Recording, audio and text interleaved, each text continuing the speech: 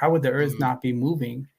Or how could the sun be moving around and not just break away from this tiny Yeah. little force in the center? Interesting. Yeah, that's Not just the sun, but the entire the universe. I mean, they universe. claim that Yes. the entire universe is revolving Mm, around this little, very, very tiny body, you know.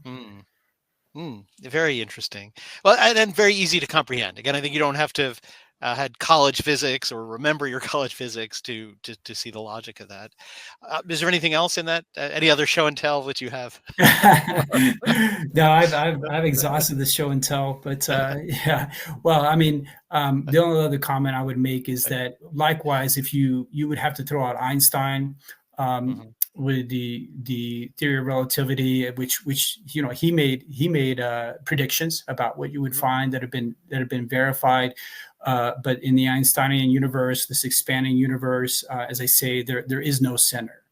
mhm, And everything's moving. mhm, So you have to throw out Einstein, you have to throw out Newton, basically everything that we know mhm, from our measurements. Uh, mhm, but if you want to do science, what you have to do is you have to propose some sort of theory about how things work and then make those predictions and test those predictions. So they have to provide some sort of theory about why the Earth would not be moving, why the rest, and explain the movement of these other bodies. They would have to take the data that we have from our telescopes, and to be honest, they would have to account.